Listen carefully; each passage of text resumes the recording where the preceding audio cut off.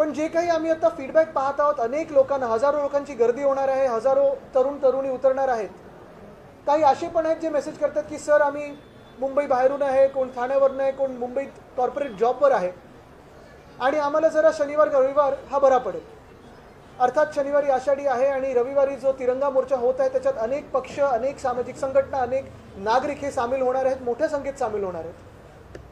आम्ही फक्त एवढंच सांगायला ही प्रेस कॉन्फरन्स घेत आहोत की जे आम्ही 24 तारखेला करणार आहोत, सामूहिक राष्ट्रगीत असेल, तिरंगा मोर्चा असेल, हा सगळा एकच 26 तारखेला सकाळी 10 वाजता छत्रपती शिवाजी महाराज उद्यान म्हणजे आपलं शिवाजी पार्क, तिथे छत्रपती शिवरायांचा जो पुतळा आहे तिथे सगळ्यांनी एकत्र यावं. आणि सगळ्यांनी एकत्र आल्यानंतर हा मोर्चा हा सिद्धिविनायकाच्या दिशेने जाणार आहे. तिकडच्या चौकामध्ये आपण पाहाल की या मोर्चाचं जे काही देशात मेसेज द्यायचा आहे, देशात जो आवाज द्यायचा आहे, दिल्लीपर्यंत जो आवाज द्यायचा आहे तो तिथून दिला जाईल. ह्याच्यात कुठच्याही पक्षाचे झेंडे नसणार, बॅनर नसणार, स्लोगन नसणार. असणार तर फक्त तिरंगा आणि देशभक्त, भारतप्रेमी सगळे नागरिक, हिंदुस्थान प्रेमी सगळे नागरिक हे उतरून या मोर्चात सामील होणार आहेत.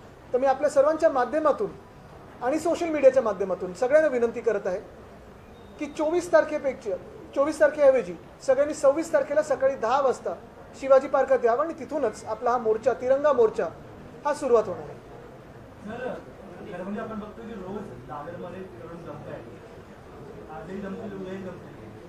म्हणजे आपण सांगताय की काय, पोलिसांनी बघून घ्यावं कोण सांगतं. हा, इकडच्या नाही होतं, तिकडच्या गोदी याच्यावर होतं. पण एक महत्त्वाचं आहे, एक तुम्ही पण खूप चांगला रोल इथे न्यूट्रली केलेला आहे, तुमचं पण मी खरोखर अभिनंदन करतो.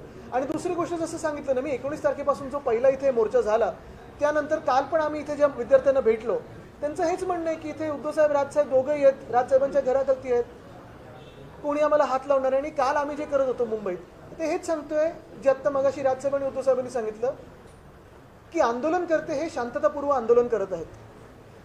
शासनाने आणि पोलिसांनी हे हिंसक करू नये, कारण तसाच उत्तर किंवा ते चिघळलं तर मग शासनाला भारी पडेल.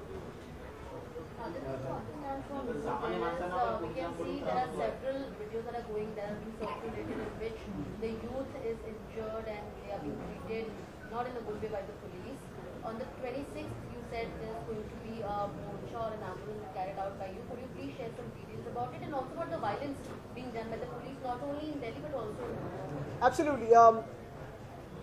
On the 19th of July, we held a protest here to support Sonam Wangchuk and Abhijit Dipke. The protest saw large numbers of common citizens without any political affiliation, without any NGO affiliation, coming together only for the students of this country who were sitting for a fast at Jantar Mantar. They came out for Sonam Wangchuk, they came out for Abhijit Dipke. And of course, after that, you've seen every single day, thousands of Indians, thousands of young Indians are gathering at Shivaji Park, knowing fully well that because Raj Sahib stays here, because Shiv Sena Bhavan is here, nobody will touch them. These are peaceful protesters. We are appealing to the police, we are appealing to the government that the protesters are peaceful, let them remain peaceful, let your actions as government not be violent. It's for the first time that the government is violent and the protesters are peaceful.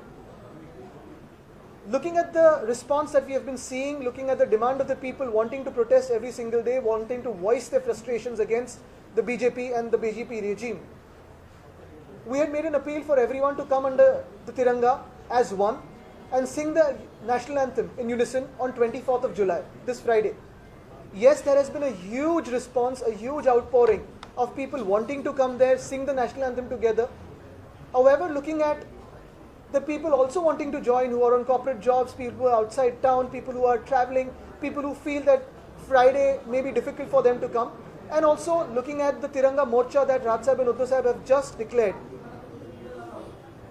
Through the media and through the social media, we want to tell all of those protesters, instead of 24th, come here at Chhatrapati Shivaji Maharaj Park on the 26th at 10 o'clock in the morning so that we can all march together with the Tiranga in our hands towards the Siddhivinayak temple and that chowk.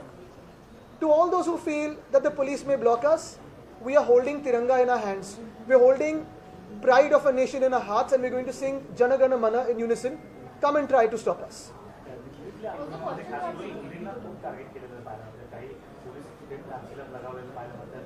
you नाही, एक महत्त्वाचं आपण पाहिलं असेल, सातत्याने ह्या देशामध्ये आम्ही बोलतोय की पोलीस प्रोटोकॉल हे येणं गरजेचं आहे. मग ते बॉडी कॅम्स असो किंवा कुठच्याही जगभराच्या आपण कोपऱ्यात बघाल, अगदी जर युनायटेड स्टेट्समध्ये पण बघाल, ट्रम्पच्या विरोधात जी आंदोलनं होतात किंवा मग ते नो किंग्स डेला जी प्रोटेस्ट होतात, मग ते न्यूयॉर्कमध्ये असो, ट्रम्पच्या बिल्डिंगच्या खालती असो, कुठेही असो, कुठेही असा भयानक लाठीचार्ज ज्याच्यात ज्या लाठ्यांमध्ये खिळे आहेत किंवा टिअर गॅस किंवा पेलेट गन्स वापरलं जात नाही. जर देश आपलं लोकतांत्रिक असतं आत्तापर्यंत तर हे झालं नसतं, पण लोकतंत्राच्या पुढे गेलेलो आहोत आणि डिक्टेटरशिप आली. मी तुम्हाला एकच आठवण करून देईन, हे जे काही अधिकारी जे दिल्ली पोलीसचे असतील किंवा इतर कुठेही जास्ती जोर जबरदस्ती करत आहेत, एक घटनेची तुम्हाला आठवण करून देतो. जर्मनीमध्ये जेव्हा नाझी साम्राज्य पडलं तेव्हा न्यूरमबर्ग ट्रायल झाले होते. जो हुकुमशाह होता तो कधीच गेला, पण त्या न्यूरमबर्ग ट्रायल्समध्ये हे जे जे अधिकारी होते ज्यांनी अशी जुलमी वागणूक केली होती, सरकार बदलल्यानंतर त्यांची ट्रायल झाली आणि त्यांना फाशीवर चढवलं गेलं होतं. हे न्यूरमबर्ग ट्रायल्स काय होते ह्या जुलमी अधिकाऱ्यांनी वाचून घ्यावं.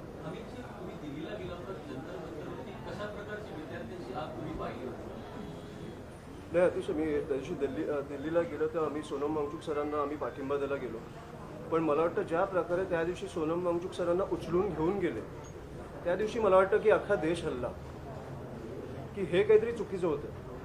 फास्ट आपण आधी पण उपोषणाला बसलेले लोक आधी पण बघितले आहेत, स्टुडंट्स प्रोटेस्ट करताना आधी पण बघितलं आहे. पण त्या दिवशी ज्या प्रकारे समोरनं उचलून गेले, ज्या प्रकारे व्हिडिओज बाहेर आले की सिव्हिलमध्ये लोक गेली आणि सांगितलं आम्ही डॉक्टर्स आहोत, आणि जशा प्रकारे तुम्ही प्रोटेस्टरसमोर ते पडदे लावले आणि त्यांना उचलून घेऊन गेले, म्हणजे लिटरली गुंडाळून घेऊन गेले. त्या दिवशी मला वाटतं अख्खा देश पेटला. त्या दिवशी मी अभिजितला भेटलो, मी त्यांना विचारलं सकाळपासून काय परिस्थिती आहे, मी तब्येत विचारली आणि मी निघालो.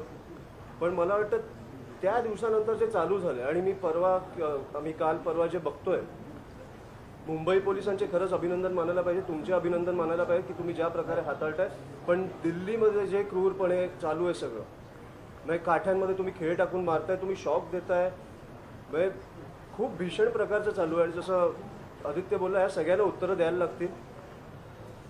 आज जे आम्ही तुमच्यासमोर आलो, जे राजसाहेब आणि उद्धव साहेबांनी तुमच्यासमोर एक आंदोलन जाहीर केलं आहे, हे कुठच्याही पक्षाचं नाही आहे, ना ह्या दोन ठाकरे बंधूंचं आहे. मला वाटतं ही जी जनता उतरली आहे त्यांना फक्त सपोर्ट देण्यासाठी आम्ही उतरलो, की तुम्ही उतरा, तुम्हाला कोणाचाही हात लागणार नाही. आणि तो सपोर्ट मला वाटतं ह्यांना कुठेतरी गरजेचा होता. कारण ज्या प्रकारे अनऑर्गनाइज सगळं चालू आहे, शाळेच्या ग्रुप्समध्ये, कॉलेजेसच्या ग्रुप्समध्ये ज्या प्रकारे व्हॉट्सॲप टाकून कुठे जमायचं ठरवलं जातं आहे, पोलिसांची भीती आहे थोडी की कुठून कसं कुठच्या गल्लीत नाही यायचं. तर आता तुम्हाला कुठच्याही गल्लीत नाही यायची गरज नाही आहे, तुम्हाला थेट शिवाजी पार्कवर तुम्हाला जमायचं आहे, जिकडे दोघंही भाऊ असतील, अनेक पक्ष असतील, पण कुठच्याही पक्षाचा मोर्चा नसणार आहे, तो आपल्या देशाचा असणार आहे.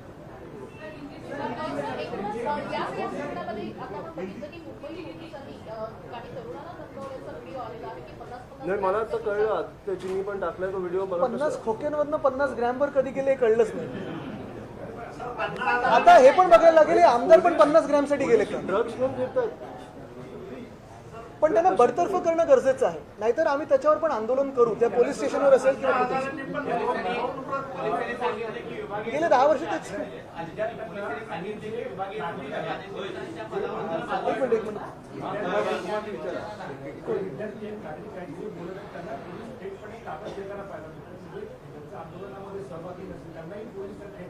हे बघा, मी पोलिसांची पण बोललोय. आम्ही पोलिसांचं एवढंच म्हणणं आहे, आमच्या घरी पण मुलं बाळ आहेत, फक्त लॉ अँड ऑर्डर बाहेर नको जायला म्हणून आम्ही डिटेन करतो. डिटेन करून ते संध्याकाळी सोडतात.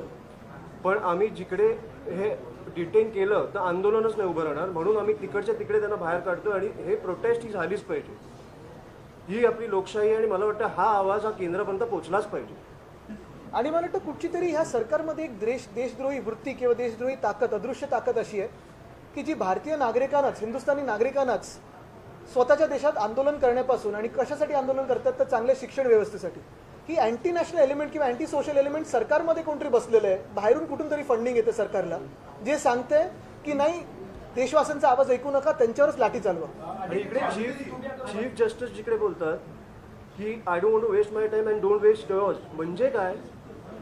इकडे राम मंदिरच्या गोष्टींमध्ये पण मी तुम्हाला तुम्हाला सांगू इच्छितो. आपण बघितलं असेल, UP मधला आमदार बोललाय की ज्या लोकांचे पैसे गेले त्या लोकांनी मनापासून दान नाही केलं. हे स्टेटमेंट्स आहेत भाजपच्या लोकांचे. ह्या स्टेटमेंटच्या विरोधात बोलायचं नाही मी राम मंदिरमधले जे पैसे गेले त्या लोकांनी मनापासून दान नाही केलं म्हणून गेले, चोरी झाले. आपण कुठे नेतोय हे आपला देश?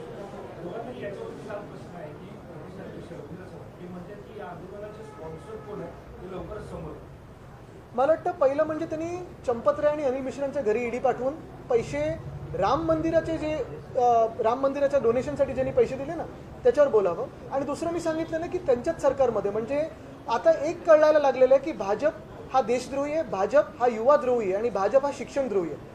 अनेक भाजपाच्या लोकांचं शिक्षणाशी काडी मात्र संबंध नाही आहे आणि ज्यांचं आहे ते परदेशी शिकतात.